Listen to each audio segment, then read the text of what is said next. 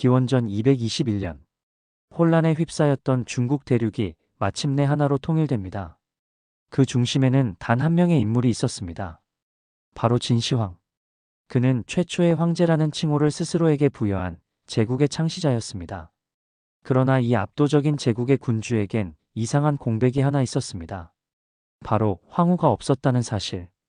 왜 진시황은 황후를 두지 않았을까요? 단순한 우연이었을까요? 아니면 숨겨진 진실이 있었을까요? 오늘 우리는 황후 없는 제왕 진시황의 깊은 내면으로 들어갑니다.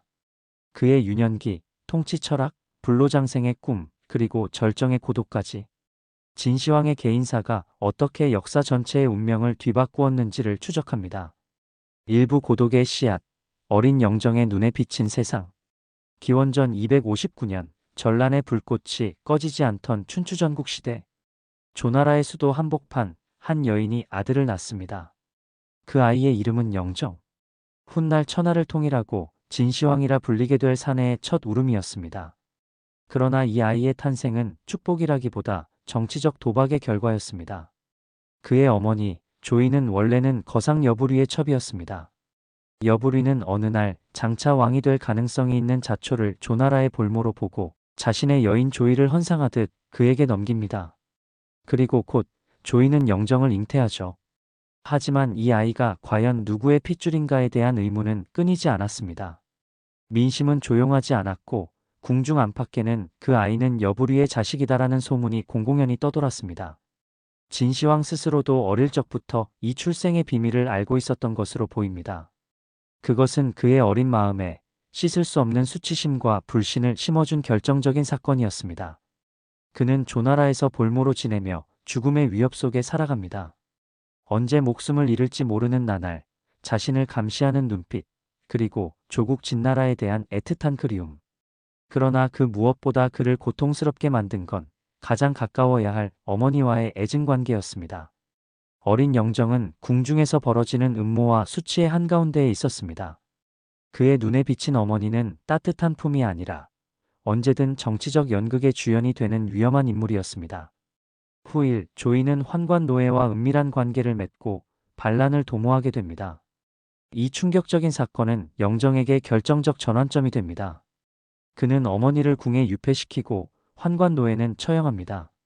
어머니와의 혈연조차 그의 권력 앞에서는 예외가 될 수 없었던 것입니다. 그는 그날 이후 깨달았을 겁니다. 나에게 가장 위험한 것은 가장 가까운 사람이다. 이 경험은 그의 내면을 얼어붙게 만들었습니다.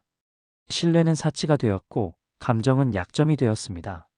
어린 왕자는 이제 감정을 거세한 냉혈한으로 성장하게 됩니다. 그리고 언젠가 절대로 누구도 옆자리에 둘 수 없다는 결심을 하게 됩니다. 그게 황후든 연인이든 말이죠. 이부 완벽주의자의 철학, 황후가 사라진 궁궐. 기원전 221년 마침내 진나라가 천하를 통일합니다. 육국을 무너뜨린 장대한 전쟁의 끝. 영정은 이제 시황제라 불립니다. 처음이자 단 하나의 황제라는 뜻. 그는 제국의 시작점에서 스스로를 신의 위치에 올려놓습니다. 하지만 이 찬란한 승리의 순간 황제의 궁궐엔 이상하게도 단 한 명의 황후도 존재하지 않았습니다. 고대 중국의 제국 체계에서 황후란 단순한 아내가 아닙니다. 그녀는 후계자의 모친이며 내명부를 다스리는 궁중의 수장입니다. 그리고 무엇보다 황후의 존재는 왕조의 정통성을 대변합니다. 대중에게 안정을 상징하고 권력의 균형을 만들어주는 구심점이죠. 그러나 진시황은 그런 관례를 철저히 무시합니다. 그는 황후를 간택하지 않았고 대대적인 후궁 명단도 남기지 않았습니다. 궁에는 수천 명의 궁녀가 있었지만 단 하나의 중심은 존재하지 않았습니다. 왜 그랬을까요? 그의 선택은 단순한 무관심이 아니라 철저한 계산이자 철학적 결단이었습니다. 진시황은 혼란의 시대를 끝내기 위해 법가를 택했습니다. 법가는 감정과 전통을 경계합니다. 사람이 아니라 제도와 규칙이 세상을 통치해야 한다고 믿습니다. 그 중심에는 오직 법과 황제만이 존재해야 합니다. 황제의 말이 곧 법이고 법은 다시 황제를 보위합니다. 진시황은 이러한 체계를 구현하기 위해 기존의 모든 관습을 뿌리째 뽑아냅니다. 그가 가장 두려워한 것은 감정이었습니다. 그것은 질서를 흐리고 인간관계를 얽히게 만들며 반드시 갈등을 부릅니다. 그리고 황후란 그 감정의 중심에 서는 인물이었습니다. 황후가 생기면 외척이 생깁니다. 외척은 곧 권력 다툼의 씨앗입니다. 진시황은 자신의 어린 시절 여부리와 조해 그리고 노예 사이에서 벌어진 내부 권력 투쟁을 뼈저리게 기억하고 있었습니다. 그는 다시는 그런 어둠을 궁궐에 들이고 싶지 않았습니다. 그래서 그는 황후 없는 궁궐을 선택합니다. 그것은 단순한 빈자리 이상의 의미였습니다. 그것은 누구에게도 권력을 나누지 않겠다는 선언이자 자신만이 제국의 중심이며 유일한 기둥이라는 냉혹한 선언이었습니다. 그리고 그 선언의 이면엔 지독한 고독과 불신, 그리고 어쩌면 사랑에 대한 철저한 절망이 자리하고 있었는지도 모릅니다. 진시황은 관계 속에서 깊이 닫힌 인물입니다. 그는 누군가를 진심으로 신뢰하거나 감정을 나누는 행위 자체를 두려워했습니다. 그런 인간적인 연결은 언젠가 균열을 낳고 스스로를 위험에 빠뜨릴 수 있다는 공포. 그는 사랑이 아닌 질서를 택했고 감정이 아닌 명령을 택했습니다. 이러한 통치 철학은 제국 곳곳에서 철저히 관철됩니다. 도량형을 통일하고 문자를 통일하고 수레바퀴의 폭까지도 통일시킵니다. 모든 것은 하나의 중심으로 돌아갑니다. 그리고 그 중심에는 단 한 명의 인간, 진시황만이 존재합니다. 궁궐 안엔 수많은 꽃이 피었지만 진시황의 옆자리는 영원히 비어 있었습니다. 그 자리를 채울 수 있는 사람은 그에게는 없었습니다. 아니, 애초에 그런 존재가 있어서는 안 된다고 그는 믿었을지도 모릅니다. 통일 이후의 진시황은 단순한 정복자가 아니었습니다. 그는 이제 시간 그 자체를 지배하려는 남자가 됩니다. 나는 천하를 통일했다. 이제는 이 천하를 영원히 지배하겠다. 그 순간 그의 관심은 사람에서 시간으로 옮겨갑니다. 진시황은 자신이 만든 이 제국을 천년, 만년 뒤에도 유지하고 싶었습니다. 아니, 자신이 직접 그것을 지켜보고 통치하고 싶었던 겁니다. 그 욕망은 곧 불멸로 이어졌습니다. 그가 꿈꾼 건 단순한 장수가 아니라 영원한 생존, 곧 신이 되는 것이었습니다. 그래서 그는 수많은 방사들을 불러들입니다. 그들에겐 단 하나의 임무가 주어졌습니다. 불로초를 찾아라. 기록에 따르면 진시황은 방사 서복에게 어린 소년소녀 수천 명과 거대한 자원을 넘겨주며 동쪽 바다 너머 복례산에 가서 신선을 만나 불사의 약을 가져오라고 명령합니다. 이 원정은 지금의 일본 열도로 향한 대규모 항해였다고도 해석됩니다. 하지만 서복은 돌아오지 않았습니다. 그는 영원히 진시황의 명령을 이행하지 못한 채 사라졌습니다. 진시황은 실망하지 않았습니다.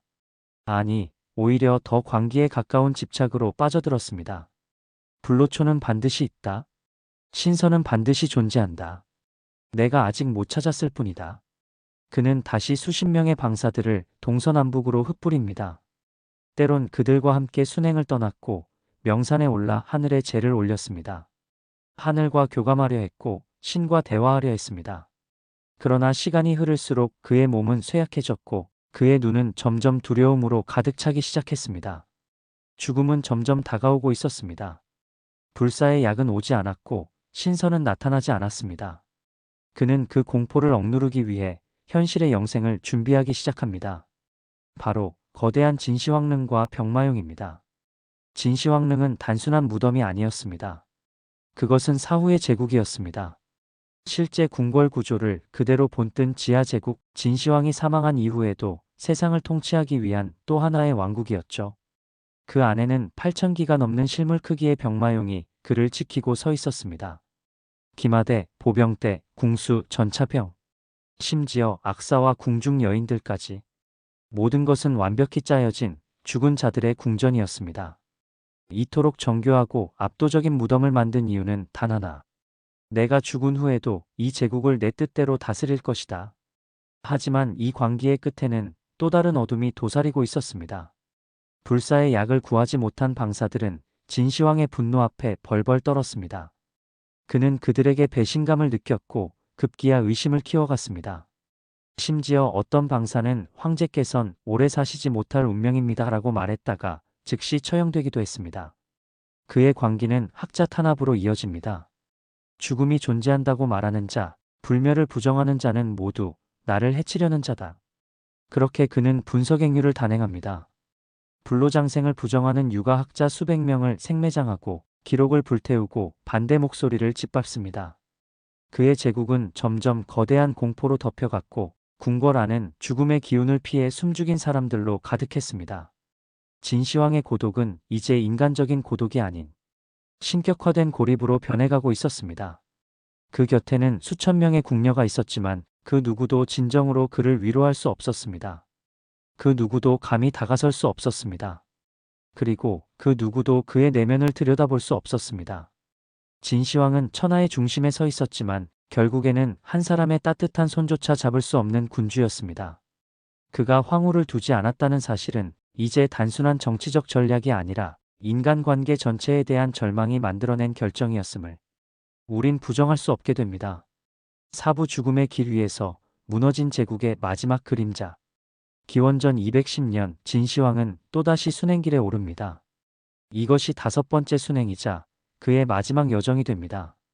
그는 여전히 불로초를 찾고 있었고 동남 해안의 복례산에서 신선의 기운을 느껴보려 했습니다.